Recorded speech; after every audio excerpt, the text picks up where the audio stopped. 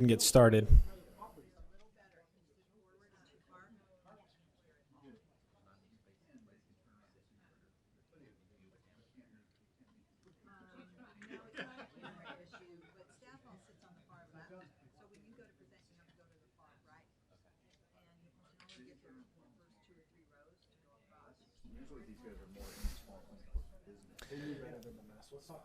Okay, so I'm going to go ahead and call us to order for our regular meeting.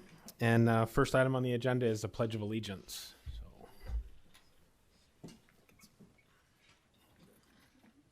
pledge Allegiance to the flag of the United States of America and to the republic for which it stands, one nation, under God, indivisible, with liberty and justice for all. All right, and we'll have roll call. Blazer, Here. Commissioner Bianchi, Here. Commissioner Anderson, Yeah. Commissioner Fay, Here. Commissioner Johns, Here. Vice Chair Munt, Here. Chairman Simon. Here. We have a quorum. All right, thank you. And then Vice Chair will need approval of the minutes, or approval of the agenda, I'm sorry. Thank you, Chairman Simon. I'd like to make a motion to approve the meeting minutes as amended, if done so. All right, we have a motion to approve the agenda. Do I have a second? Sure, I'll second it. All right, we have a motion and a second. All those in favor? Aye. Aye. Aye. Is anybody opposed? All right, the agenda passes. All right, and we have communications from citizens. At this time, members of the public may comment on matters within the jurisdiction of the town, but not on the agenda. The commission response is limited to responding to criticism, asking staff to review a matter commented upon, or asking that a matter be put on future agenda. At this time, do we have any communications from citizens? Not seeing any, we will move on to report from the council liaison, Councilmember September.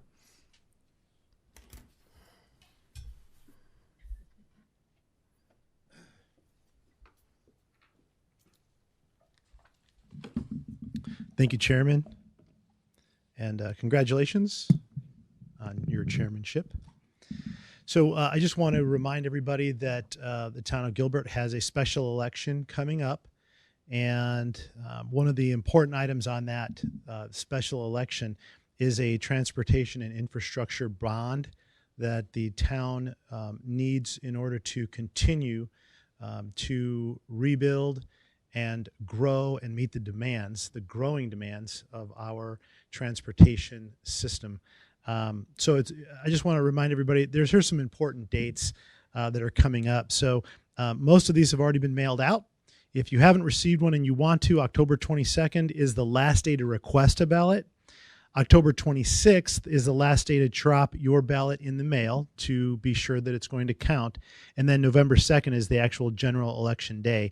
And the town of Gilbert will have sites where you could actually drop off your ballot if you do miss that October 26th deadline to get it in the mail.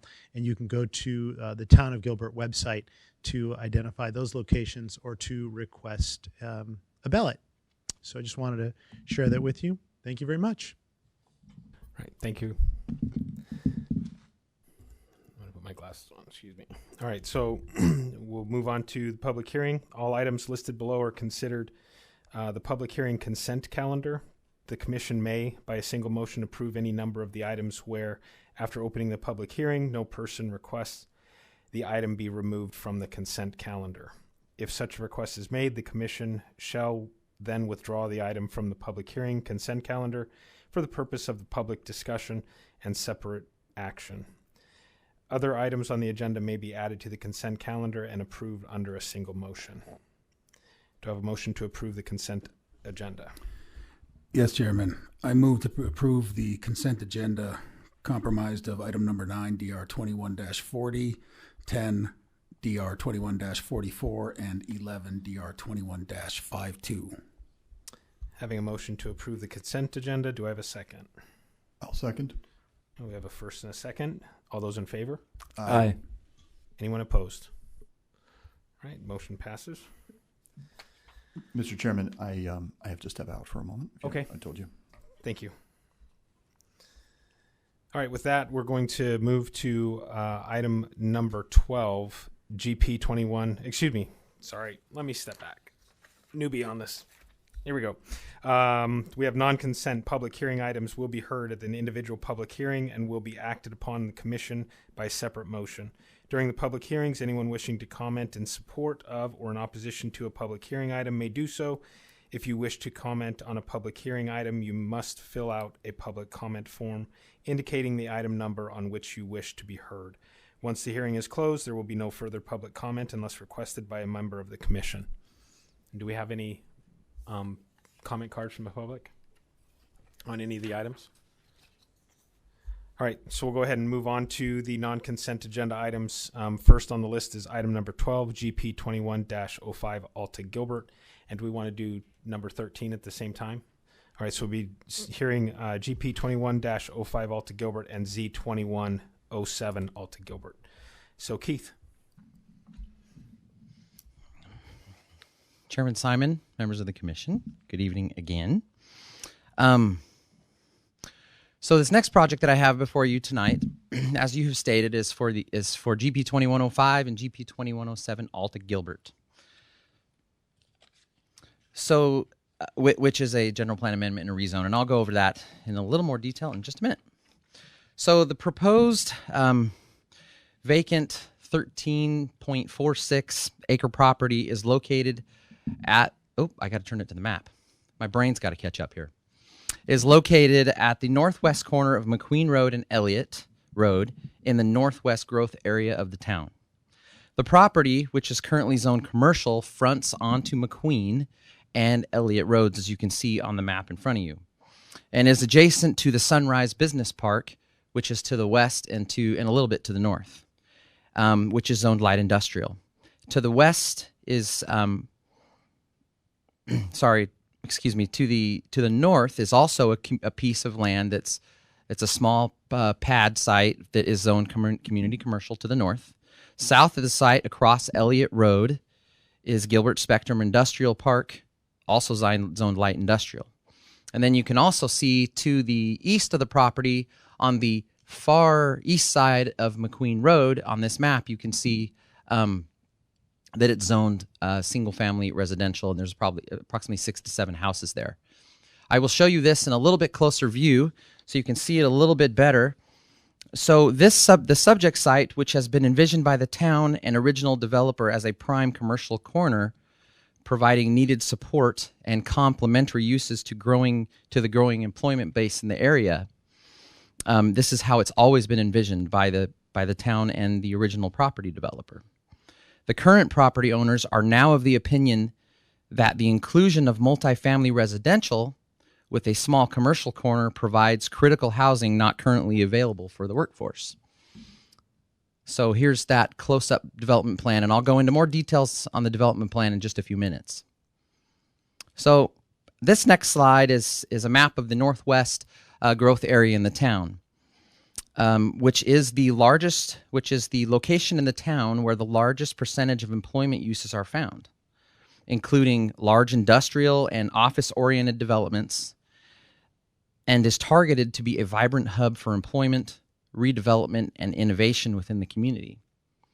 Please note that the town's Economic Development Department is currently working through a vision plan for the northwest growth area. So just wanted to mention all that for you. So the request before you tonight is on, like I stated earlier, it's a 13.46 acre property. And 11.09 acres, a portion of that property, is being proposed as a minor general plan amendment which the applicant is proposing to change from the current designation of general commercial to residential 25 to 50 dwelling units per acre. And they are also proposing a rezone from community commercial to multifamily high on that same 11.09 acre property. And they're also proposing, as part of the request, to rezone do a PAD rezone on a 2.37 acre portion, which I'll show all that to you in a minute and how that all breaks down. at the hard corner of McQueen and Elliott, and they're proposing to rezone that from community commercial to community commercial with a PAD, with no PAD overlay. So there are no longer deviations proposed by the applicant, as you saw during the first review when it came back to you as a study session item on June 2nd. The applicant is proposing a PAD in order to lock in their proposed design. Approval of this request, if you recommend approval and it moves down the road and gets approved by council, would allow for the development of a multifamily residential apartment complex consisting of 278 units in 3- and 4-story buildings.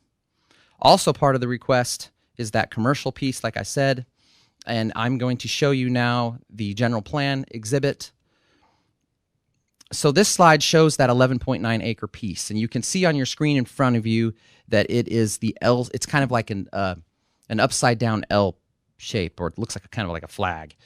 So this is proposed by the applicant to be amended, as I already stated, from its current designation of general commercial to residential 25 to 50 dwelling units per acre. From a general plan conformance standpoint, as part of the general plan request, the applicant has provided in their project narrative in your packet how they state how the amendment meets the goals and policies of the general plan. And I know there's a bunch of text here on the screen, and I can go over these if you'd like, but so there's 4 policies here that the town that has looked at. The first one is to ensure that the town maintains a land use framework that supports a highly livable community through the efficient use of land and resources. So that Northwest growth area is designated in the general plan as an economic hub of employment uses with the greatest percentage of employment in the town, like I already stated. So the placement of multifamily residential development in an industrial employment corridor without adequate transportation or adequate transition impacts the employment uses and opportunities for development. The next policy down talks about the provision of appropriate transitions between sites having distinct changes in types of intensities of land uses. So this portion, as we have stated and per our analysis, is the transition from high density multifamily to intense industrial along the west property line does not provide an adequate buffer of separation that would ensure quality of life for the residents. The next policy, policy 19, support infill development that is designed to acknowledge the surrounding context. So as part of staff's analysis, the proposed development is located adjacent to an existing industrial business park, and the residential zoning will impact the flexibility of expansion of redevelopment of the adjacent employment uses. And I will go into that in just a minute. And then the last policy talks about water resources for continuous sustainability, and staff, as stated here, water conservation comments have concluded that the proposed rezone will have a significant impact on water resources, and we'll see an increase of 18.4 acre feet of water per year on this property as a result. So as a result, staff, as a result of this and these this analysis, staff does not support the proposed general plan amendment request. A critical component of building a resilient Gilbert is ensuring that our community has a balance of land uses and job opportunities. Commercial land uses provide supporting goods and services to large employment areas. Protection of land designated for non-residential uses, such as the subject site, is a key to achieving long-term sustainability. Several policies in the general plan support the existing non-residential land use or would support a change from community commercial to another non-residential land use classification that would remain compatible with the surrounding employment uses, but just not on this property. So as far as the zoning is concerned, I have this graphic in front of you. This slide shows which parcels are going to be rezoned. The whole thing is going to be rezoned. As I stated earlier, that upside down L-shaped will be going to multifamily high from community commercial, and then the corner piece will be zoned from community commercial to community commercial with a PAD. So the next slide I wanted to show you is the development plan. The applicant is proposing a 278 unit apartment complex that will include a density of 25.1 dwelling units per acre. 4 total buildings, as you can see, I've outlined them for you. And so those 4-story buildings will be on the west half of the property, and the 3-story buildings will be along McQueen Road across the street from single-family homes that are on the other side of McQueen Road, as I've stated. The development plan also illustrates one auto-oriented commercial parcel on the hard corner of McQueen and Elliott. That is 1.63 acres in size, and that's net acreage, not the gross. So no plans are known at this time for the timing of the commercial portion of the development, and that would be phase 2 later in the future. So site access is proposed along McQueen Road at 2 points, with one additional access along Elliott Road. Actually, sorry, there's one on McQueen and one on Elliott. Sorry, two on McQueen and one on Elliott. Excuse me. The apartment project will not be gated, and all access points and internal drive aisles will be accessible for residential and the commercial users. A fence modification application would be required for a future design review case to allow the 8-foot tall fence requirement to be modified between the CC and the MFH. So that commercial piece, you see that red line? They're technically, per the code, they're required to have an 8-foot tall solid fence there. So in order to remove that, they would have to submit for a separation fence modification in the future when they come forward with their design review case. The proposed development plan represents a standard multifamily and commercial corner that contains no interrelating unique design features typically provided with a planned area development. The development plan proposed will severely limit the ability of the project to create a holistic, mixed-use, community-centric environment that the marketplace is hungry for and that the general plan supports. The applicant has provided this detailed development plan for you. I'm showing you the color version now, a little prettier, and it's got a little table with all of the amenities. So they've provided this development plan with no deviations in order to allow for a clear understanding of what is proposed. And the project must be constructed as they move, if they move forward in substantial conformance to this development plan. So a detailed development plan is a good path when the neighbors, staff, and the town council want assurance regarding a project. Nonetheless, there's a problem with that. The difficulty with a detailed development plan is that there is little room for site modifications during the design review process if they were able to move forward, if they do move forward. So that would mean no flexibility to improve the design of the site and resolve some of the concerns that staff still has with this project. And I will go over some of those concerns in just a minute. So the next slide is a pedestrian circulation plan. It's conceptual, and this shows all on-site circulation in front of the buildings, around the buildings, within the main amenity area, around the commercial corner, and along Elliott Road. Please note that all the colored lines on the plan, which typically would represent trails and sidewalks, actually represent the locations of masonry fencing that will be constructed with this project. So just wanted to make sure it was noted that, so you understood that those are not the pedestrian access point or pedestrian pathways. Those are actually walls. All the pedestrian routes are shown in the light gray color that appear to be sidewalks, but I know that they're kind of hard to see on this plan. If they move forward, we'll have to make them clean all that up. Before we move into the concerns, I wanted to show you a little bit. Here's one of the elevations.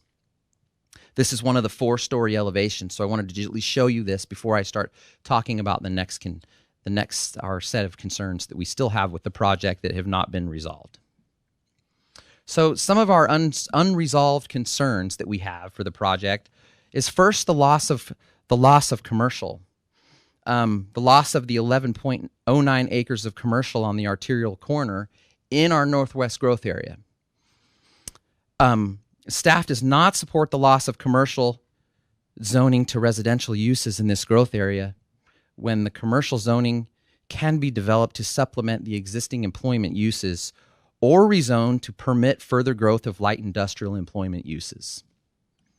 The second concern is a lack of integration between the proposed multifamily and commercial parcel on the corner of McQueen and Elliott Roads.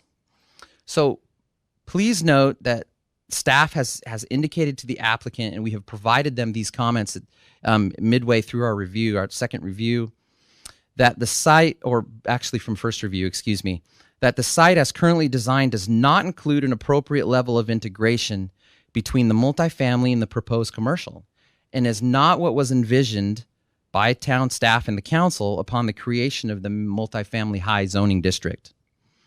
A more vertically and horizontally integrated mixed-use environment was envisioned, and would place apartment buildings much closer to non-residential uses, where they can be easily/conveniently accessed by the residents through a highly landscaped and unique pedestrian scale walkway.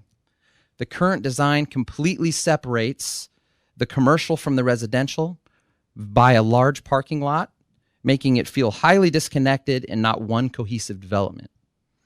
The proposed design has no unique or integrated design features or elements. Staff also asked the developer to consider a loft above vertical mixed use concept on this site, featuring commercial/retail on the ground floor level and residential on the upper floor levels, which we call loft above. Please note that an example of such a development that we brought up to the developer is under construction at the northwest corner of Higley and Ray, which is the Epicenter development. The applicant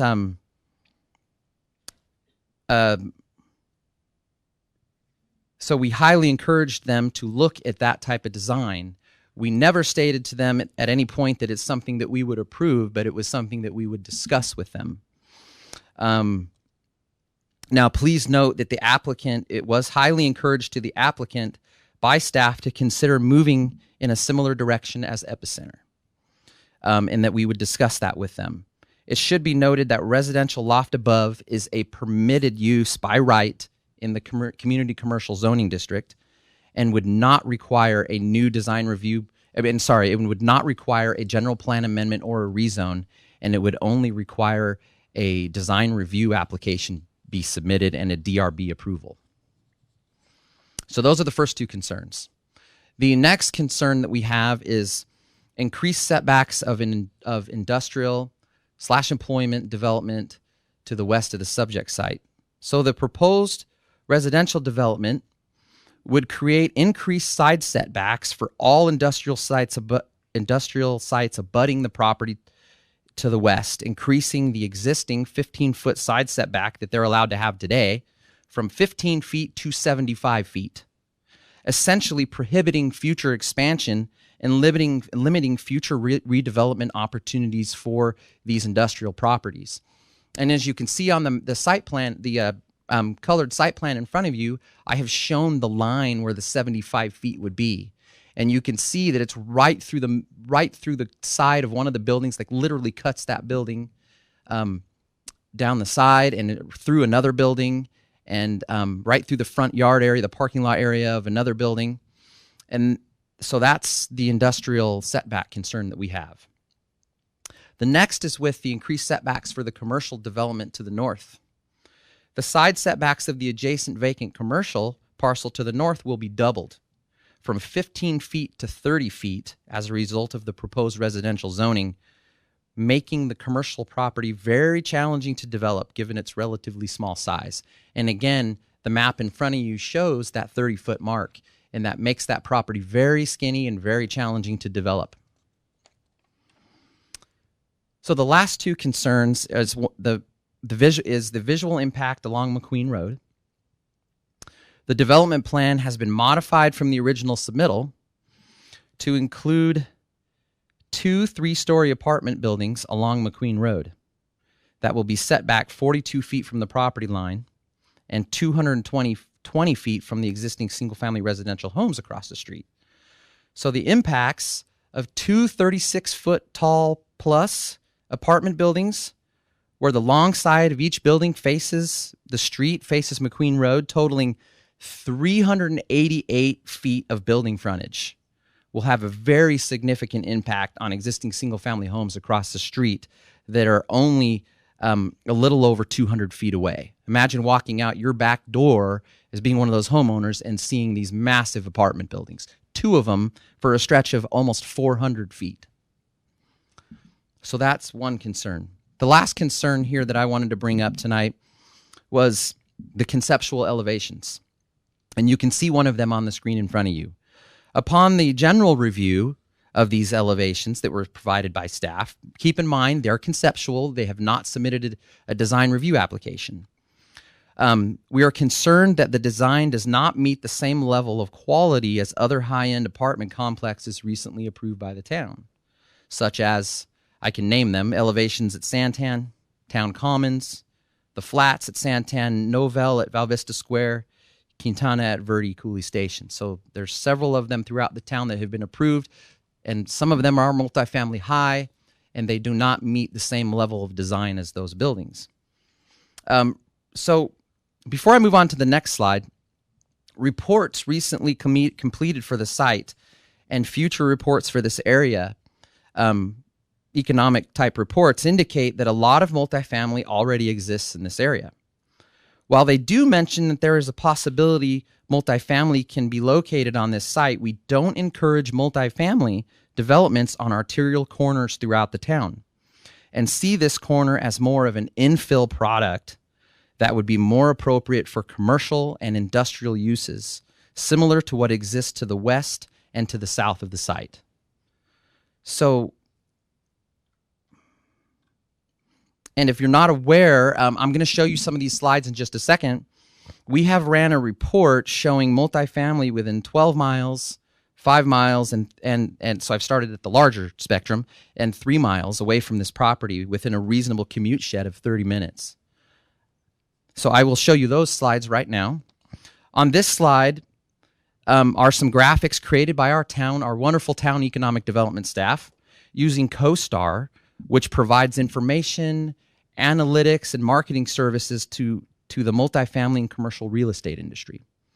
So these graphics that they have provided us, this first one shows the multifamily around the Elliott and McQueen site. It shows all multifamily within a 12-mile radius of the site, and I've called out where the site is, approximate location where the site is located. And if you see the data on the screen in front of you, there's a total of 1,989 multifamily properties within 12-mile radius of this site. Now, the next points down is total multifamily units. Now, this is all multifamily units within a 12-mile radius. Existing multifamily units, which there's over 170,000 units that are existing today. Under construction, there's over 10,000 that are under construction. And there's proposed multifamily units that aren't yet under construction. They're approved by planning of some sort. There's a little over 4,000 today.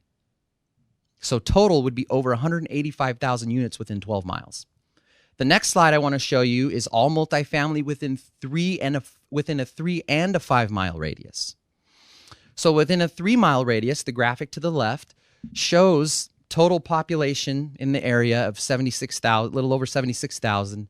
Total housing units, including single family as well, is over 30,000 units of residential. But as far as the multifamily is concerned, there's a total of a little over about 6,400 multifamily units within 3 miles of the subject site. And under construction, there's 96 under construction, and there's a proposed that have been approved of 252. Within a 5 mile radius, there are a total of, there's even more housing units, and you can see the numbers on the screen of how many housing units there are within 5 miles of the site. Over 100,000 housing units and quite a bit of population. Multifamily units, there's over 21,000 multifamily units. and as part of those 21,000 existing multifamily units, 20,000 existing, there's 955 under construction right now, and there's a proposed that are approved but will be constructing soon of 252. Now, within a 1 mile, I don't have a graphic that shows the 1 mile radius, but I'll just give you the data. Within a 1 mile radius around the site on Arizona Avenue is one multifamily development under construction, 72 units, and one proposed for 252 units. So this is about a mile away. And that's proposed to start construction in about April of 2022 is what's been estimated. So please note that we do have economic development staff here tonight with us, and they are available to answer questions related to the specific data that I just shared with you. I know that that's a lot of information, a lot to digest. They're the experts. If you want to ask some questions, I would highly encourage you to do so. So here's one more graphic that I'm going to show you. This is both 3 and 5 mile radius commute sheds kind of overlaid on one exhibit, but it doesn't show all the little points, but I just wanted to show you this graphic so you can see how far away they are from the subject site. So as far as public participation is concerned, there was 2 neighborhood meetings that were held, one early on in the process, right before they submitted for their rezone and general plan amendment case. And that had a different design of the site that it is today. They've tweaked it since then. Once they changed the design of the site, town staff required them to hold another neighborhood meeting to inform the neighbors and surrounding properties of the new changes. So they held that one on July 26th. Both meetings were not attended by anybody. But I wanted to note that we had town staff that we just this morning, we have completed a review of all these letters. Staff was recently made aware that the council received 44 letters of support. We completed a review of those letters this morning and that were provided by the applicant, and it appears that 34 of them are from tenants leasing some type of tenant space, and 10 of them are from actual property owners. So I just wanted to make that note. So that concludes my presentation. Sorry if I'm too long-winded, but town staff recommends that you forward a denial, that you deny this case, the general plan amendment, as listed on the screen in front of you, from commercial to residential, 25 to 50 dwelling units per acre. And we also recommend denial of the rezone to from community commercial to multifamily high, and from community commercial to community commercial planned area development. And that concludes my presentation, and I will be open for any questions you have. And economic development's also here if you want to ask them economic development questions as well. So thank you very much for your time. All right, thank you, Keith. And then I'm sorry, I'll need some help with this because I'm new to this position. So are we asking Keith questions at this point? Do we want the applicant come up and give a presentation first, then we can ask questions? Chairman Simon, members of the commission, I failed to mention, yes, the applicant is here, and I believe they do have a presentation that they would like to give, and it's up to you as to when you allow them to do that. So, what's that? Yeah, yep, yeah. So let's go ahead and ask some questions. We'll have the applicant come up and give their presentation if they'd like to do that, and then we can ask them questions and ask staff, and we'll go from there. Okay. I don't have any interested community members that have submitted cards at this point, so I would assume we're just going between staff and the applicant at this point. So okay, all right. Can I ask him a question? Yeah.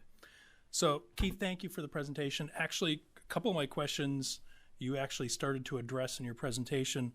I was trying to think, when we get into this type of zoning and density with the multifamily high, typically from the town's perspective, what are we envisioning with those types of uses? And I think you actually you gave some examples nearby of what that density is. So I think you had mentioned kind of what we see in the Santan area along Santan Village Parkway. Is it geared or envisioned towards something with more types of walkable amenities, this type of zoning district or this classification? Chairman Simon, Commissioner Bianchi, as envisioned by the town, yes, multifamily we envision multifamily high to be located in areas that are even more urbanized and that have a lot more amenities and commercial adjacent to them.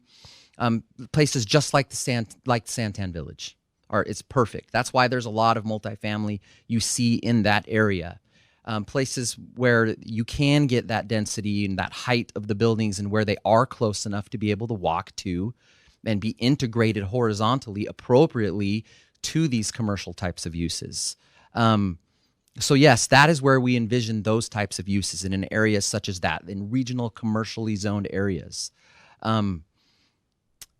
So we used to allow multifamily and regional commercial, which we've changed that. Now we don't. But you still see some of those properties left out there that were built and developed under multifamily and regional commercial. But we created this new multifamily high district to take its place, and so that those types of uses and those types of residential densities are located in the right locations, and that there's that appropriate integration that can take place. So I hope that answers your question. I know I probably rambled a little bit, but hopefully that kind of is what you're looking for. No, I understand.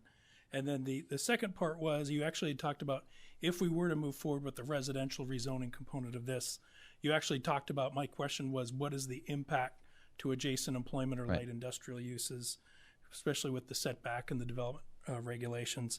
I guess my follow-up question would be, is that removed if this were to be a commercial category that you had talked about, where that loft above is allowed?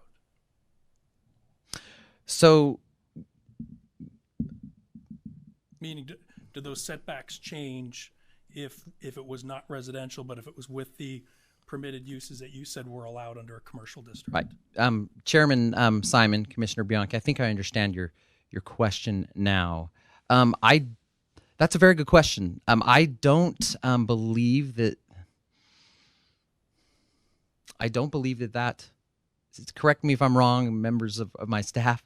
I do not believe that would change, since the zoning would still be community commercial, and it's zoned community commercial. I believe the setbacks are from zoning to zoning district, not necessarily the use. So I do not believe that those setbacks would change, because loft above residential is permitted, is a permitted use within that zoning district. But I think it's zoning district to zoning district, and not zoning district to use in this situation. Still have that setback yes, you would still issue. Well, no, you wouldn't.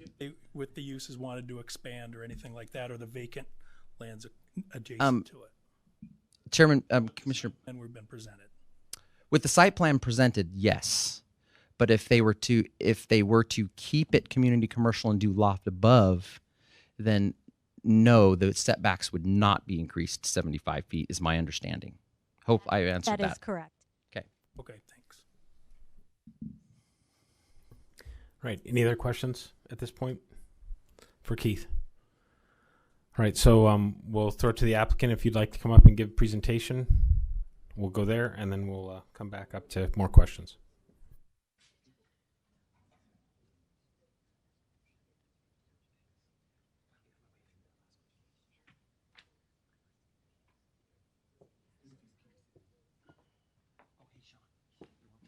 That might help, huh? Otherwise, you'd have to have Ashley change before.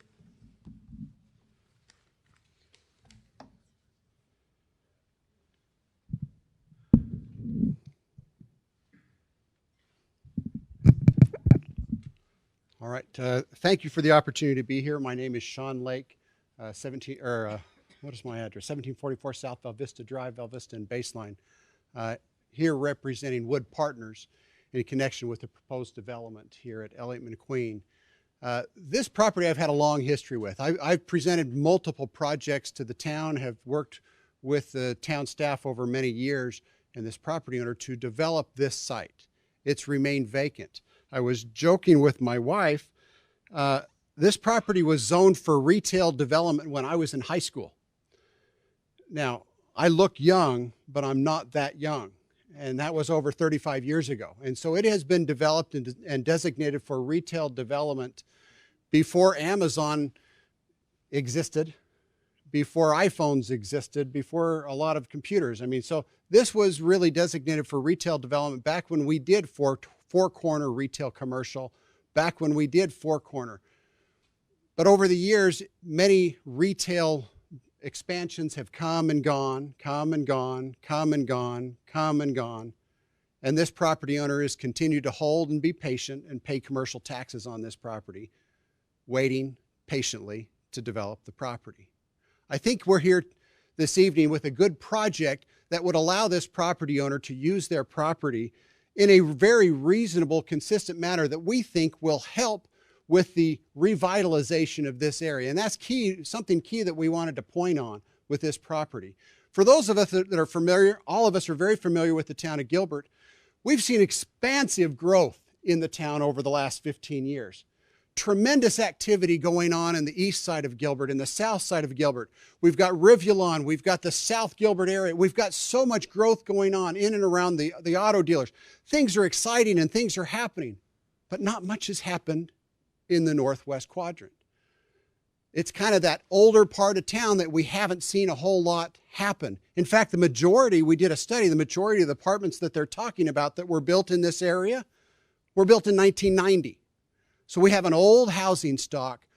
We don't have anything new, anything nice that is kind of helping with the revitalization of that area.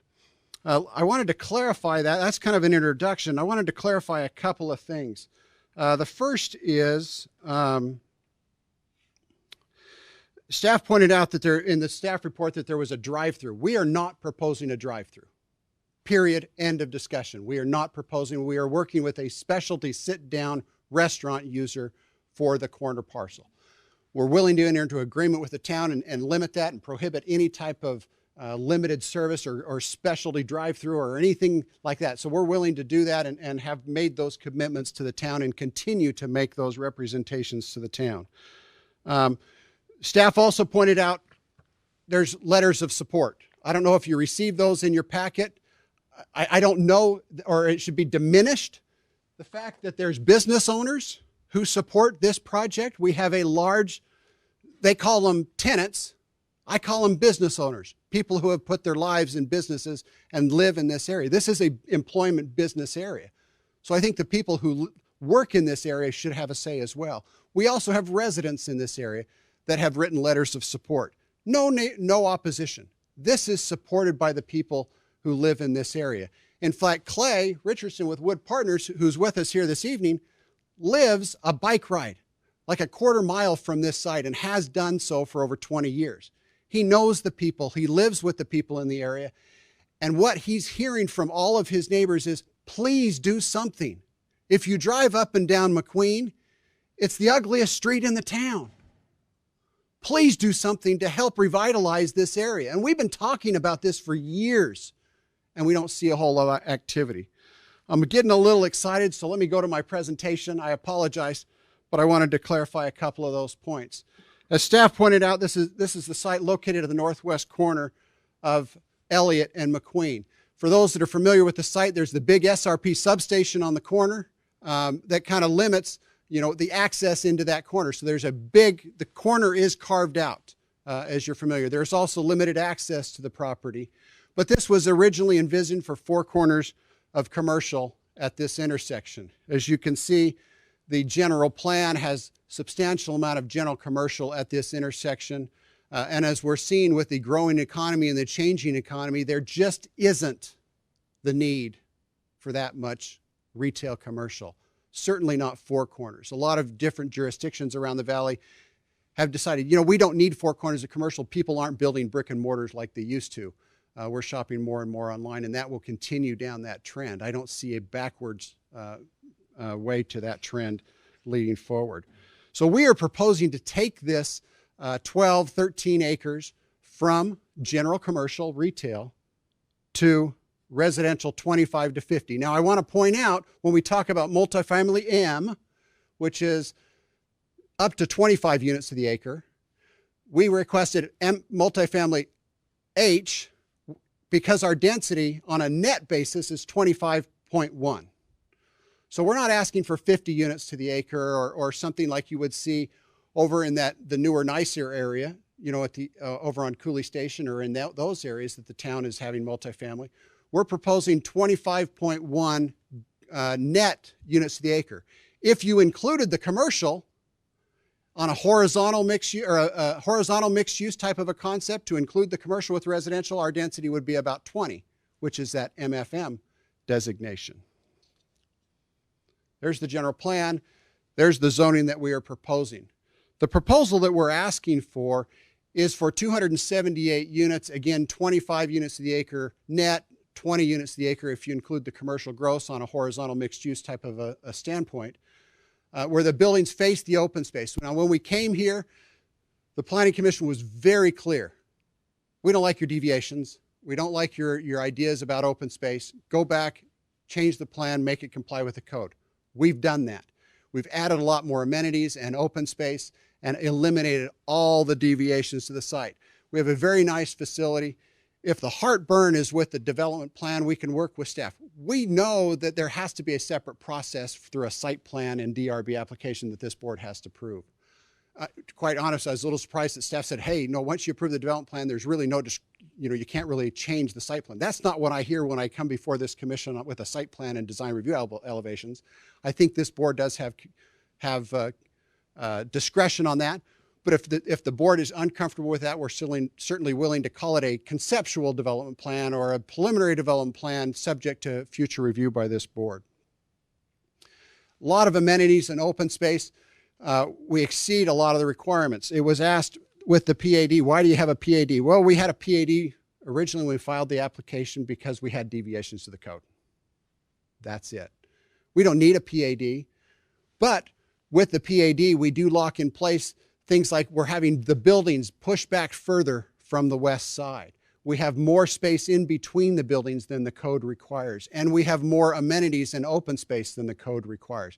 So with the PAD, those things will be locked in to make sure that we do live up to those things, that we're exceeding all of those code requirements. So I guess the PAD, as in effect, is locking in us into a higher standard project to exceed the code in many of the different areas. So that would be a benefit to the town, to lock in those excess standards as opposed to deviations to the code. We did submit several different elevations. You can see this elevations, which would be that corner building for the Alta project. Wood Partners, as you're familiar with, has done many of the multifamily projects in downtown Chandler. They do a very nice, very outstanding project. They've done projects in Phoenix and Scottsdale as well. They will do a very nice project and will bring back, should the council approve the zoning, a very high-end, very nice project, and will work with this board or this commission, obviously, on the design and how that will lay out should it get recommended for approval. Here's some other conceptual elevations, obviously, that will be subject to review. The eastern or the western buildings, obviously, are 3 stories over pedestal parking on there. So that's something that would be, we think would be very nice and be attractive in this area. The interior open space is substantial, is high quality. That's one of the trademarks of the Wood Partners project, their Alta brand for this project. They have a very large, you can see almost 2-story recreational facility in some of these clubhouse and open space areas with a massive, and forgive me, Clay, I forget the size of the TV. You put in the 12-foot TV in the common area for people to come, and what we find is a lot of the residents will have Super Bowl parties or college game day parties, then they'll come down and they'll watch this 12-foot TV, and it's a way to kind of pull the residents together. So what I want, not that the 12-foot TV is the beginning and end all, but what that is a kind of to let this commission know that they're going to do a very high-end nice project and they're going to come back. Clay lives in the area, so he has every intent to do something that his neighbors are going to look at every day that is very high-end and very, very nice. But we did our homework on this site. This is not something we just kind of dropped on the town and worked with the town. We read through the general plan meetings and documents and minutes and notes, and when they talked about the northwest growth area for the town, a lot of the citizens and comments that were made were, hey, we need something in this area. There's vacant land, maybe residential is an option to do something in this northwest part of town. We're seeing all these beautiful things happen elsewhere in the new parts of town, but we're not seeing anything in this northwest quadrant. We need something to help At least make a move, as opposed to just keeping status quo in this northwest quadrant. Something has to really change to change the trajectory of this area. Because if we do just the same thing and continue with the same thing, we're going to get the same result, which is it's been deteriorating for years. And we want to see some change in this area, see some growth, some new activity, some new capital investment in this area. So there was the general plan that discussed this. There was the ULI study that was done a couple of years ago that recommended some multifamily in this area. So the ULI study that many of you have received and read recommended, hey, maybe in this northwest quadrant, we look at adding some multifamily. We think this is a great location because multifamily is a great buffer between existing industrial business park and residential. And so we thought this was a great location for that because we don't think that retail really has any market in this location.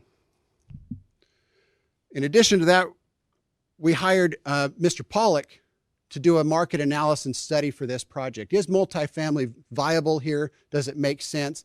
And what's the benefit to the town? And what we found is that this project will generate over 4.5 times the amount of annual local sales tax and revenue than, say, an industrial project. I guess when it comes down to, when you were reading the staff report, the Economic Development Department looked through the various different uses. And they looked through and they said, okay, is retail viable here? Economic Development said, yeah, we think retail's viable. We don't. We disagree with that. They looked at office. Economic Development said, nah, we don't think office is viable here. They looked at industrial. They said, yeah, we think industrial is viable here. And multifamily is also a viable option here. So we really think the real viable uses for this land are, do we do a multifamily project or do we do an industrial project? Say, do another 150,000 square foot industrial building. We're proposing to the town that a multifamily project will produce substantially more revenue to the town than an industrial project will.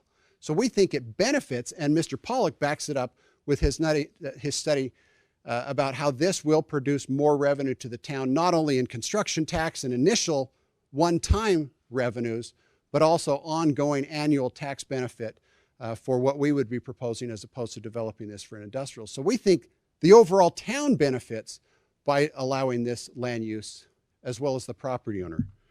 This project was taken to the Chamber of Commerce, and the Chamber of Commerce took a position of supporting what we are proposing. And so we thought that was beneficial to the town as well. We looked at this. The investment on the property will be at about $70 million. When I talked about the high-end, really nice project, the average income of the tenants that Wood Partners has in their project is about $100,000. These are not low-income housing. This is very high-end, very nice, and we think is perfectly ideally situated in your employment areas to have a nice housing option, new housing option, as opposed to 30-year-old housing stock, but a new housing option for people to come in who are working at Northrop Grumman, who are working at the employment areas in this area, but can come and live here and walk here, ride their bike, or it's just across the street, a very small commute time. To say, hey, you know, there's some apartments that were built 30-minute drive away, that should satisfy that area. We don't think is fair. We think that having housing near your employment hubs is the trend. That's what a lot of your big businesses like to see and a lot of your employers like to see. Many of you have also read a lot of the articles in the Wall Street Journal, as well as other publications that talk about the amount of rental units that are needed. We are woefully behind in the country, as well as in the state of Arizona, on the amount of rental units that are needed in this state, in the valley. And I think Gilbert is one of the least percentage of multifamily housing of any city in the East Valley. So we need more housing stock in this community. And I was going to say, if you're going to have multifamily housing stock, you might as well put it in an area where the community wants it. There's other parts of the town that are telling us, absolutely, heavens no, don't even say the word. But in this part of the community, we've gone and we've met with the neighbors, we've talked with the neighbors, and the neighbors want it. So if we need housing stock in this area for the employment as well as for the people moving here, we might as well put it in an area of town where the neighbors support it. Here's a summary of the businesses and the residents. You can see the stars that represent the people who signed letters of support, and I can give that there. I don't expect you to read them, but it's a stack of letters of support of people that were sent to the council member in the town, of people who support. Here's a quick summary of those people that support this project. So overall, we think this is a good project. We think it's an economic beneficial use to the town. We think it's a good viable use for the land owner to use his property. They've been waiting a long time to develop. They've seen many cycles. But we think that this area, most importantly, needs something new. This area of McQueen needs something new. And just to put another industrial building, we don't think changes that trajectory of something new along the McQueen. For the longest time, we've seen all the new things happen in the east part of town or in the south part of town or downtown on Gilbert Road. The residents and the people who work in this area want something new. They want something to develop on that site.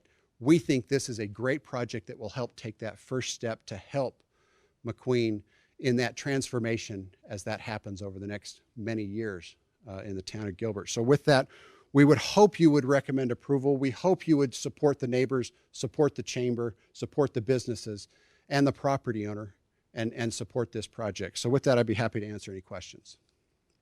All right, thank you, Mr. Lake. Does anybody have any questions for Mr. Lake, or back to staff? Chair, I do. Quick question. Commissioner Anderson.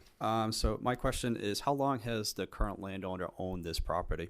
I believe about 20 years. 20 years. And how many LOIs have they gotten for commercial use for this land during those 20 years? I'm not aware of any. None.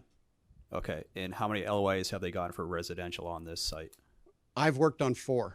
4. Okay. So as far as you know, during those 20 years, to the best of your knowledge, there's been 0 LOIs for commercial use on this site and approximately 4 that you know of for residential.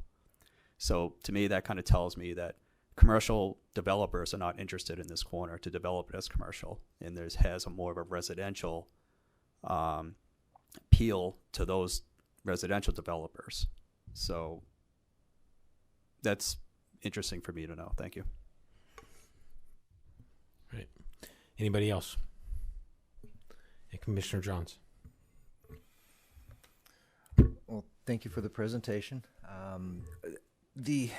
I was a little confused on and I should have asked Keith this when it came up. So there's no retail component on this property. It's all residential. Is that correct? Chairman, Besides Commissioner Member John, it's not working. Okay. So 11 acres of it would be residential, multifamily. On the corner, Wood Partners has committed to work with the town to have a specialty restaurant. So that would be retail. They're currently working with a couple of breweries to have a specialty type restaurant that would be work in conjunction with this project. They're investing a substantial amount of money. They don't want a Burger King on this corner. They want something that works with the project and that people will go to and visit on this site. And we have committed that to the town, to everybody we've talked to. We've made that commitment that we will work with the town and put something really special on that corner of retail so the restaurant main focus use. From the intersection is actually the lower elevation type building that's going to be the brewery. Yes, so so going to be to the elevations. Yeah, so building, it says residential building 1. That would be behind the brewery. The brewery's that long rectangle right on the immediate corner. Because the reason I asked is on the elevations, there was, it looked like it kind of, the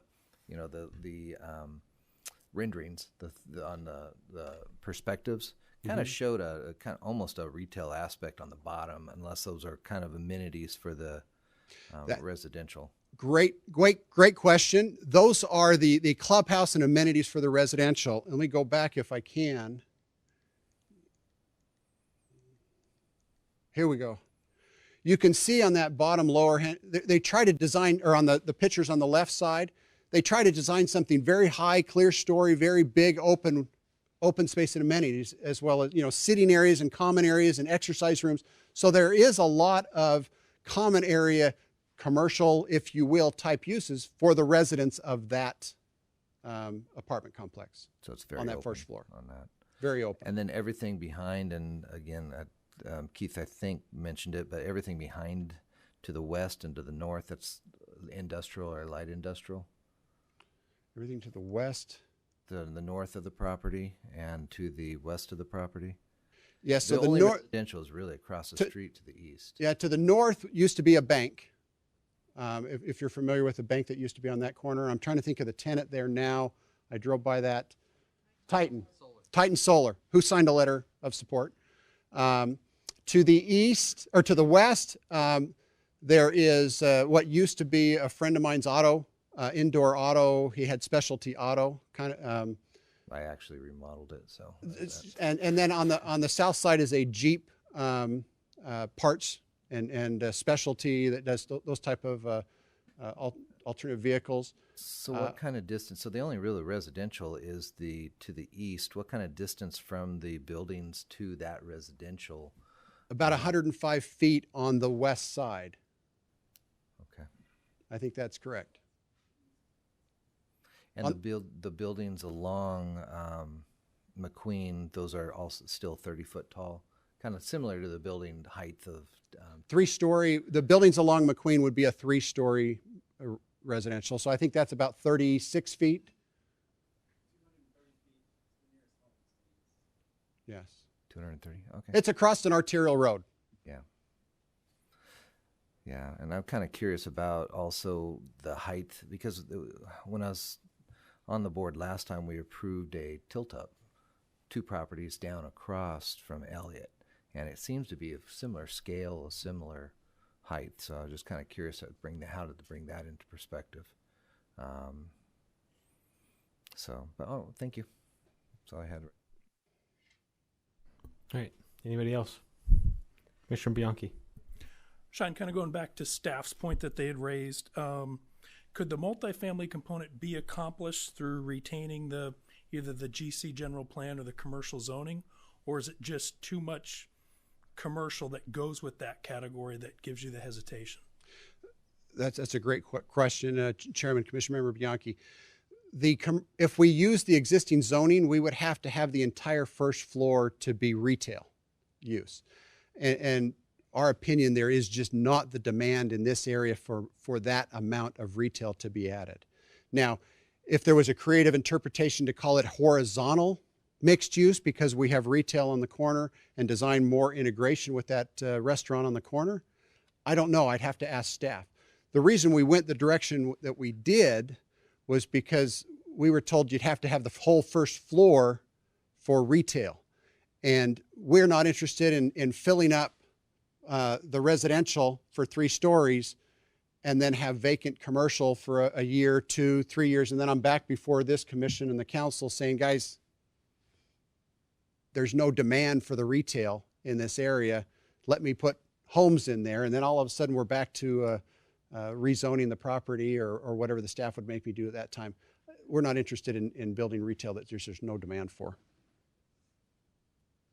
All right. Any other questions for the applicant? All right, Mr. Lake, thank you. Thank you. Do we have any questions for staff at this point? Chair, I actually do have a question for staff. Yeah, Commissioner Anderson. The question I have is, Keith, during your presentation, you had concerns about a detailed site plan shown at this phase.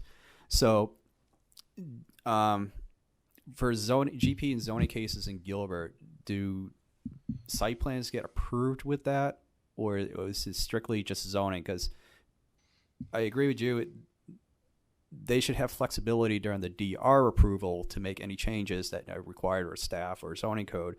And you had seemed like a large concern that because there's such a detailed site plan right now, that it's given me the impression that if it gets approved tonight, this site plan is what locks them into what they have to develop.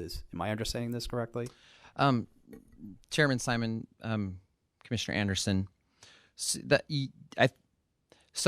basically, the fact that they're showing us a very specific development plan locks in their design, and when they submit for a DR, they have to substantially conform to this development plan. The locations of the building footprints, the size of the building footprints, the location of the parking areas, location of all of their open spaces, it has to substantially conform. And it's up to the zoning administrator to determine what is in substantial conformance and what is not. But there's the fact that they've showed so much detail, there's not a lot of flexibility if it was to be approved and move forward to the DR. If they wanted to make substantial changes that our zoning administrator determines aren't substantial, they would have to go back to Planning Commission and Council for an amendment to their planned area development and change that development plan or modify it. Is that how we typically do that here in Gilbert? Really?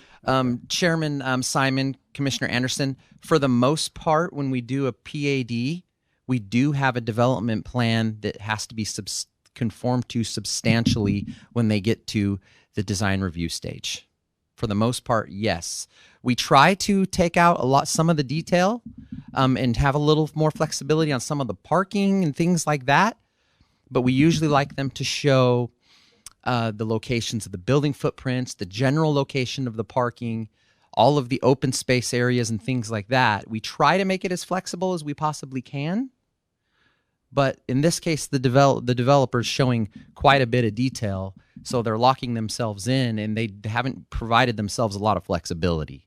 Okay. If that makes sense. It does. So does it give the opportunity to pull this detailed site plan out of the approval, or is it just that's town procedure? This site plan has to be in there, and because the way I'm looking at it, and I'm going through this with other cases in other cities, the way they do it is if you're a zoning case, you're strictly focusing on the use and not so much site plan, especially if you have a DR application that comes after the fact.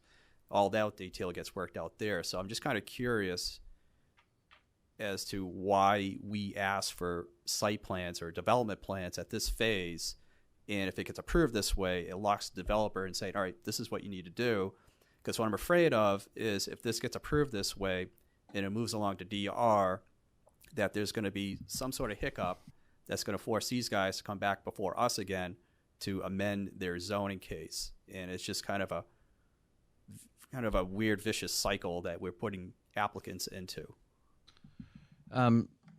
Chairman Simon, Commissioner Anderson, we did not ask the developer to provide all this level of detail that they have shown. They decided to provide a little more detail than what we normally get for a development plan for a rezone. But for most PADs, we do want them to show a certain amount of detail so we can make sure that it's a quality level design so that we can support the PAD or support their deviations.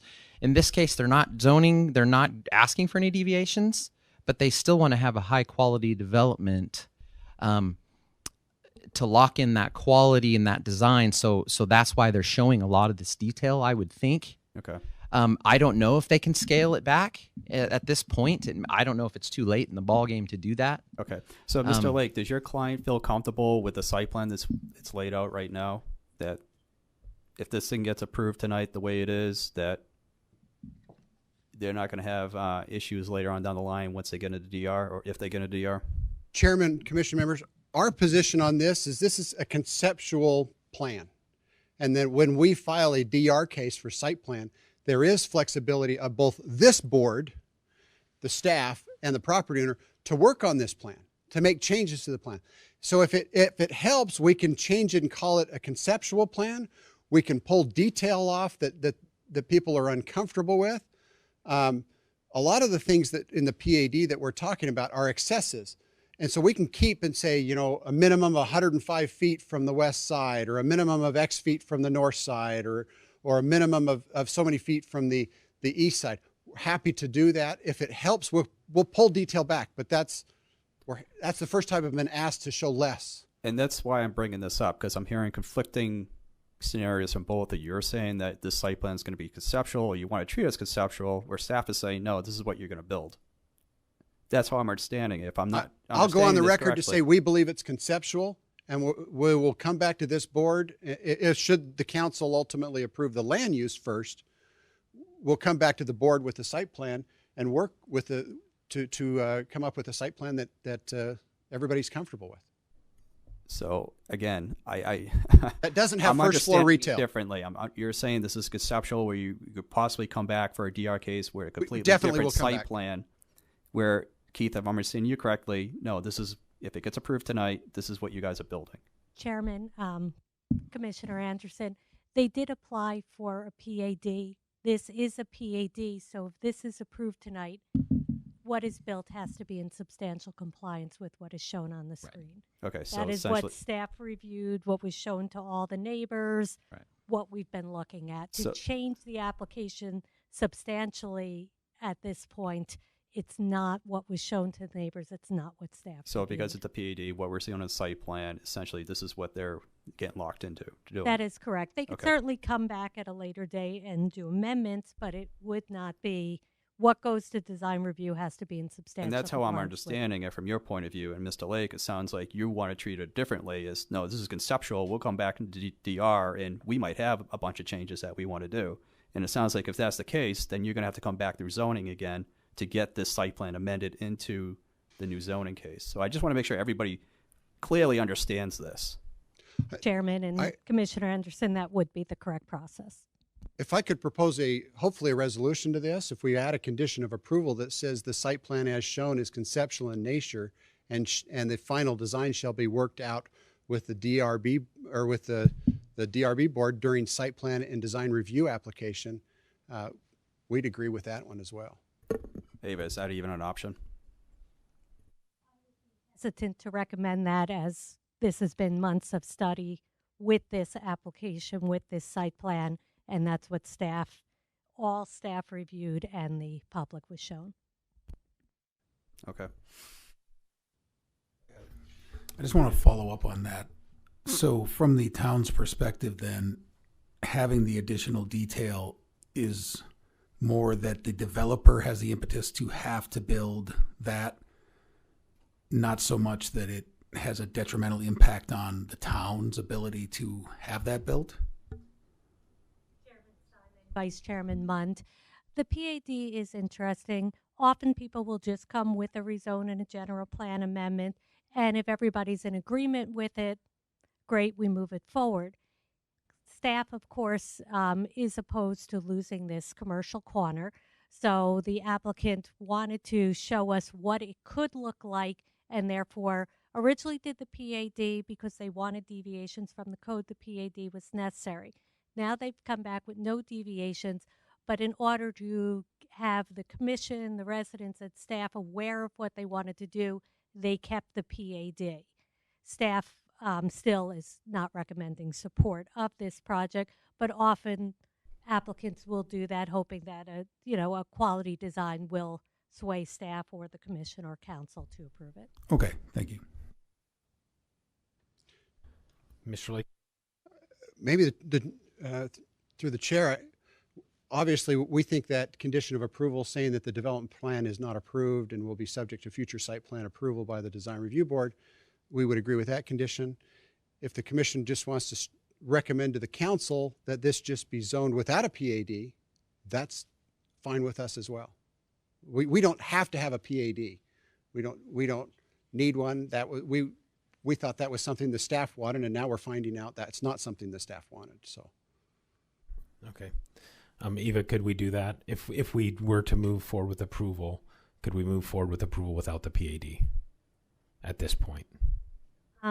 Again, I would be hesitant to do that as this is what has been studied, what staff looked at, what the public has seen. Okay. Are there any questions for staff or for Mr. Lake?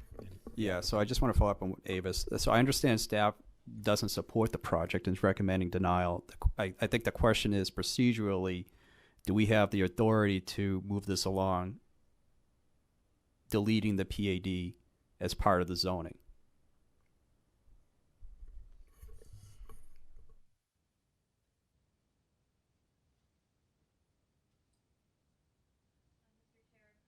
Members of the commission, just by way of record, my name is Milena Jorquez and I'm the assistant town attorney. One of the things I would caution against in terms of adding those conditions is that this has already been noticed as a PAD, so the public has no notification that's not the way that the application would be, the direction it would go. And I think that answers my question. So procedurally, no, we can't do that because of exactly as you said. It's been noticed that way. The application's been submitted that way with a PAD, and we don't really have the the right on our end to make a recommendation that takes out the PAD and just say, all right, we're just going to strict with the MF3 on this, Mr. Chair, Commissioner Anderson. or MFI. Yeah, in my opinion, that's correct. Okay. Okay. Are there any other questions, concerns? I do have one question, and Keith, I'm not sure if you can answer this or if we need to go to economic development, but I'm just curious, and Commissioner Anderson asked the question, have there been any other interests commercially on this piece of property or residentially? I'd like to know if there's anything that has been in the pipe or that we know of that could be coming down the pipe if we were to not move forward with this today that could end up showing up in the future. Chairman Simon, members of the commission, I would defer to economic development to answer that question, if they can. All right, Dan. Chairman Simon, members of the Planning Commission, my name is Dan Henderson. I serve as the Director for Economic Development. The question, as I understand it, is that has there been any other interest in the site? Is there anything in the pipeline? The site, we've talked with a number of brokers, residential brokers, commercial brokers, retail brokers, office brokers, certainly industrial brokers. We've also talked with landowners immediately south of the area, and what those individuals have told us is that there is interest in developing other product mixes on this site. Talked with an individual today, as a matter of fact, that is just south of this site, and he very specifically said once the dust settles on this, he'd be more than happy to pursue light industrial development and put a couple 100,000 square feet of light industrial on this site. I can go into more detail about other uses and other thoughts, some of the comments coming from commercial brokers, et cetera, but just want to take a pause and see if that addresses your question sufficiently. That does address my question. I do have one follow-up question with regards to the Northwest growth area. Where are we in that process, and are we picking that back up? And when do we assume that or project that will be wrapped up? Sure. Currently, we are in the process of the redevelopment plan for this area. We are meeting with council to discuss the boundaries. Council has asked us for multiple options as it relates to the boundaries of this site. Certainly, things like COVID, 4 members of council leaving council, and new members coming on board. We wanted to make sure that we were adequately buttoned up and tagged up with all the members of council to sufficiently address what the expectations are for a redevelopment area. Currently, the organization uses City of the Future measures as well as wildly important goals. The redevelopment area is a wildly important goal that has a deliverable by the end of the fiscal year. So around 30 June, the expectation is that we would come to an agreement on the boundaries and draft a redevelopment plan for the area for council to consider for adoption. Okay, thank you. Appreciate that. All right. At this time, if there's no other questions for staff or the applicant, I don't have any request cards from citizens, so we'll go ahead and close the public hearing on this and bring it back up to the dais for conversation and discussion. Anybody like to start? Commissioner Blazer. First of all, thank you to both parties. Very,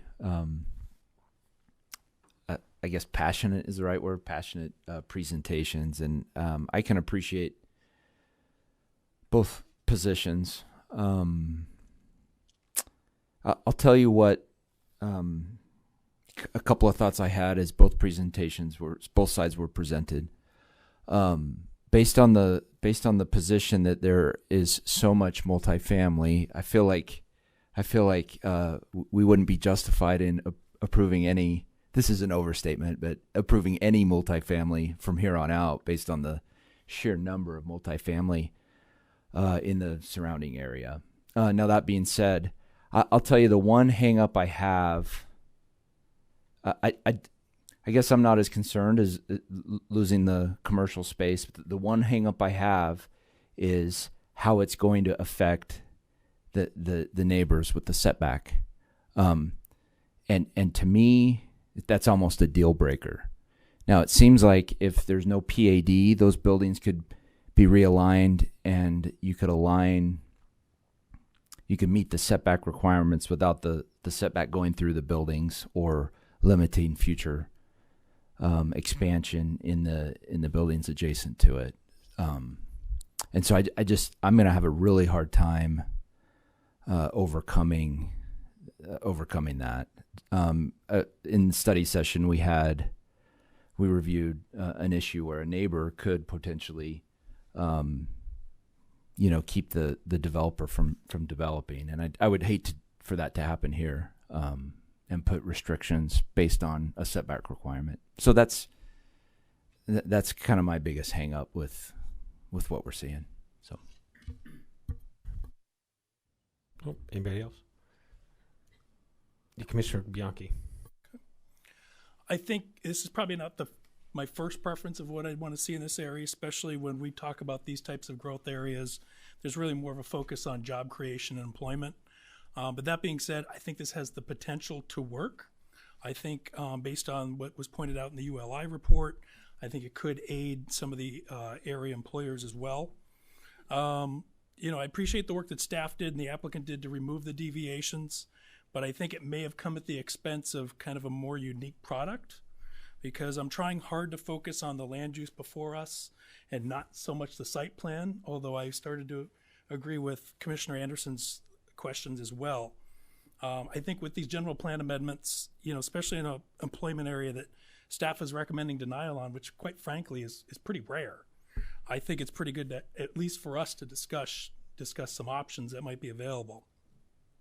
That was kind of along the lines of my questioning as far as, could this be done by retaining the general commercial, the GP classification, possibly with some flexibility within a PAD, as well as the zoning that would provide that higher density residential, while including at least some commercial or smaller employment type uses on that site, instead of just entitling this to straight high density multifamily within this growth area. So that's kind of where I'm at. Is I'd probably have more discussions if that was a possibility, but to give it straight entitlement as multifamily high, I have difficulties with. All right. Anybody else? Chair. Commissioner Anderson. So this is kind of an unusual multifamily case for me, because typically, the multifamily rezones usually pull out the public that are in denial or just not supporting the project. And here we have 2 neighborhood meetings where nobody attended to voice any concerns about this project. We have received 44 letters of support for the project. And typically it's, for multifamilies, that's when you get the residents to come out and say, we don't want this near us. And I'm not seeing any of that happening now. The only people that are objecting to the project is staff, which, again, it's a pretty rare scenario, I guess, for a multifamily project. I guess my hesitation and concern is just the whole detailed site plan thing. I just that makes me nervous that if this gets locked in, and once they get into design review, or if the applicant wants to make changes, that it's going to cause a lot of headaches for them to do that. And I would love to see that it was, whatever changes that, they have that flexibility to DR to make that changes. So my main concern is if it gets moved along tonight with this site plan, that the applicant this is what they're doing, it sounds like to me. And according to Mr. Lake, in the way he described, hey, we want to do this conceptual, that just tells me in my head that, hey, you know what, the developer is going to want to make some changes here. So that's my concern. Other than that, I mean, because nobody from the public came out and to oppose this project, I mean, that's telling for me. And to jump on to Commissioner Blazer's comments about the setbacks, I mean, I'm looking at the partial site plan right here. Those industrial buildings or commercial buildings to the west, I mean, they're not growing anywhere further east. I can't imagine why they would have reason to, so that's not an issue to me. The same on the northwest corner, and then the guy on the north corner, that lot there, if that ever gets developed, I mean, they have that flexibility to come back in the zoning case and ask for a deviation for a smaller setback there. I mean, we see that month after month where people are constantly asking for setback deviations. So the fact that whatever this project is that goes in here, that increases these building setbacks, all the existing buildings are grandfathered in. It's not like they're going to have to chop their buildings in half to adhere to this new setback requirement. And the guy up in the north, whenever that gets developed, you know, they have the opportunity to come before us and ask for a setback deviation, which I'm sure they would probably get. So that's my take on this case. All right. Anybody else? I figure I haven't talked quite enough. So I want to commend the applicant on actually taking out all of the inordinate amount of deviations that were in the first run of this during the study session. And I did have a conversation with the applicant, and I was taught that people do ride their bikes there. So I had to apologize that that is true, because I saw in the rendering and I thought that has to be an impossibility. I think this, and to Commissioner Anderson's point, it is very much of a bizarro world where it seems like the inverse. Normally, if you mention multifamily, it becomes a witch hunt, and in this case, it is not. I know this area very well. I used to live up north on the Kokopelli playing golf, and it has been a complete dirt sand lot, and no kids are playing baseball there. It's just dirt. And it would be very nice to have something. I do have some hang-ups that I will echo all of the other commentary here on the setbacks. I'm very much in favor of property rights, and it's very easy to say, well, they should put it in industrial. However, if nobody's willing to pay you market value for that, it seems disingenuous to say that it's a given that you could do that. But at the same token, to then say, if we end up with one of the adjacent sites coming in and looking to do some other form of development, and that they're hamstrung to be able to do so, that is a concern. But ultimately, I think in this area, although I wouldn't say that it fits perfectly within the general plan or any of that, but on a street level walk through there, a revitalization of somebody doing something on this corner, and I don't say that as if to say if they came in with anything, we should just be thankful. But I feel as though what they're putting in front of us and the detail that they've put in there is a lot of effort and a concerted effort to show a very quality product. So I do echo the concerns, but at the same time, I don't get the feeling that they're trying to slide anything by doing this, and that they're trying to be more open.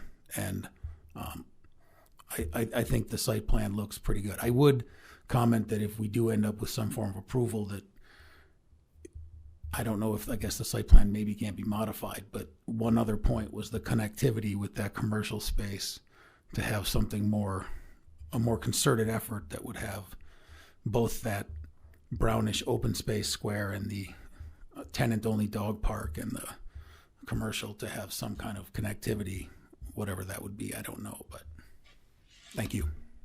All right, thank you. Anybody else? No? Commissioner Blazer. I appreciate both commissioners' take on the adjacent properties, and what you say makes sense about them being able to come in and ask for a variance. Maybe I withdraw my hard line, because I just would agree and echo what's been shared. So, thanks. All right. Commissioner Fay, you look like you're thinking very hard over there. Did you want to say something? Or you... No? No, there's been a lot of great points.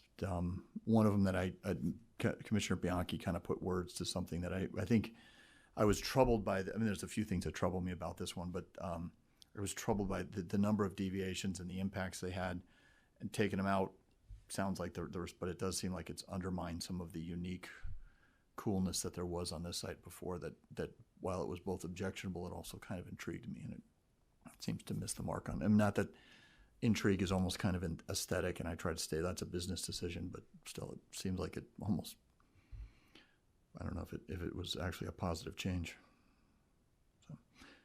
it's just something I've been mulling. All right, thank you. Commissioner Blazer, did you have something else? Well, I just reflecting back on the study session, I think we all kind of felt. I was surprised by staff's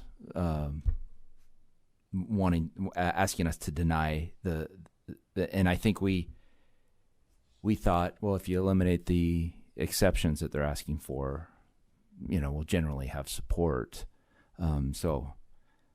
Anyway, so just a comment, I guess, just commentary. So thank you. Anybody else? All right, so I just like to thank the applicant for your time coming out to present. This one's been a tough one for me because I really feel like I'm on the fence on it. I could go either direction. The two things that hold me back on really jumping for a full approval on it would be the fact that we're still looking at doing the Northwest Growth Area redevelopment or the plan that we've got there, and then also the potential for some industrial here.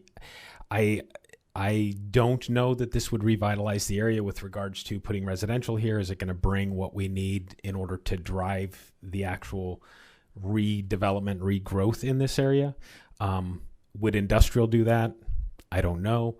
But I can tell you that we are really at critical mass on build out. So rezoning from industrial, light commercial, or retail to a residential high density is, that's a struggle for me from a business perspective and just really kind of looking at it from that angle. So I struggle. I'm really on the fence on this one, but we'll go through it and see where we get with it. So the off the fence time is at hand, apparently. Yes. With that, if there's no other comment, we'll go ahead and close it, and I will look for a motion. And do we need a separate motion for each one of these, or can we do it all in one motion? Separate? Okay, so I'll look for a motion first on GP 2105 Alta Gilbert, the general plan amendment. All right, Chairman. I'll make the motion for approval of item number 12, GP 2105 Alta Gilbert. Okay, so we have a motion to approve GP 2105 Alta Gilbert. Do I have a second? I'll second. All right, I have a first and a second. All those in favor? Aye. Aye. All those opposed? Nay. Nay. All right, do we need to do a roll call? All right, so we'll do a roll call. Ashley? Or Commissioner Johns? Aye. Commissioner Fay? Nay. Commissioner Blazer? Aye. Commissioner Bianchi? Nay. Commissioner Anderson? Aye. Vice Chair Munt? Aye. Chairman Simon? nay.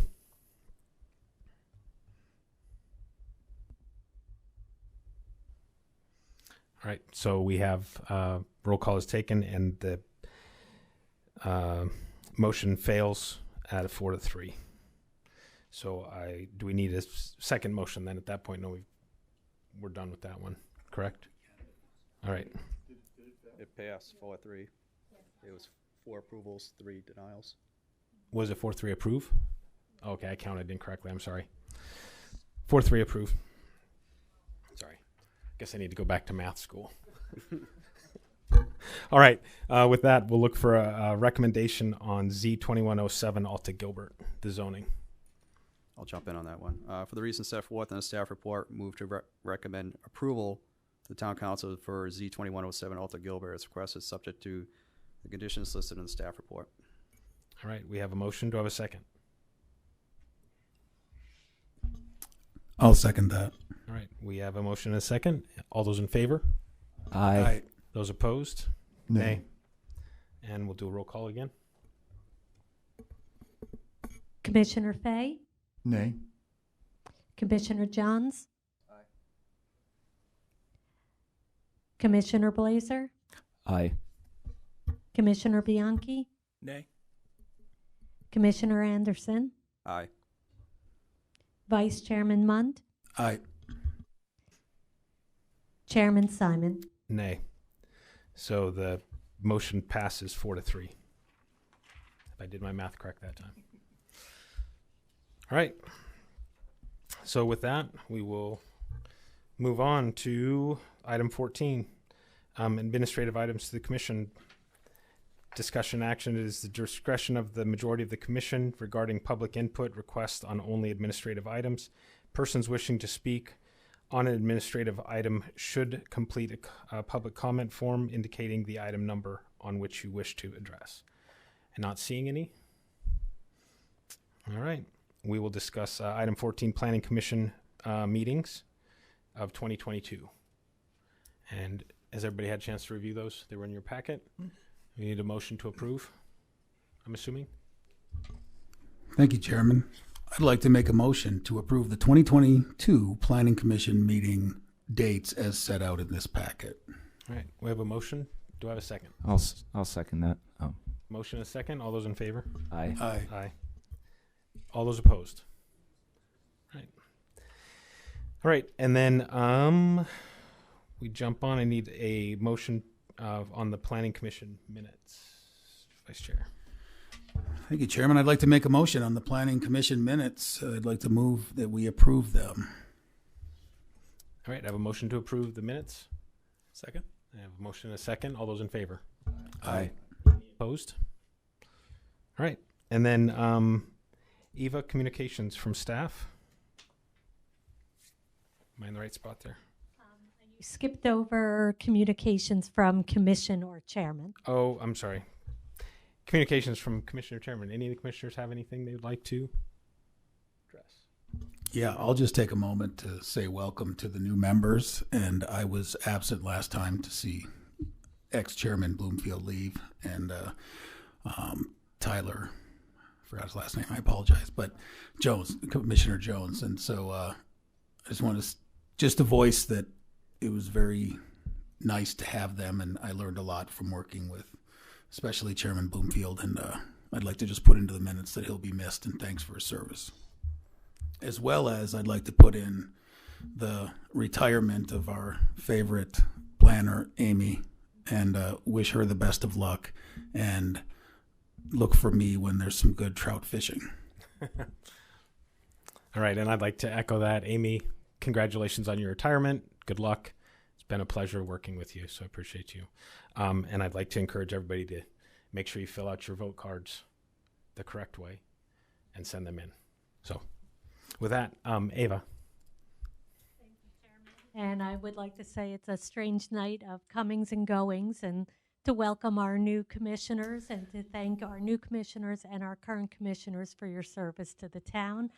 And also, with sadness, discuss Amy's retirement. As mentioned earlier in the study session, 14 years with the town, a real mentor to all our planners, and just great knowledge of planning, architecture, landscaper, employee of the year, just did a refresh on our entire land development plan, worked through 2 new general plans 10 years ago and our recent one a year ago, and just was extremely welcoming to me when I joined the staff 2 years ago. And it's loss of a coworker, but also of a friend. So we'll certainly miss Amy. Thank you.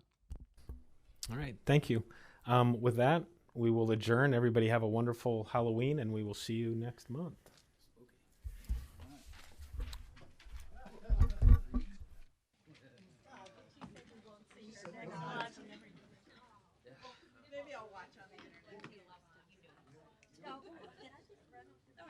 I hit something. I'm like, this is my purse. Tough. No, it's my purse. That's right.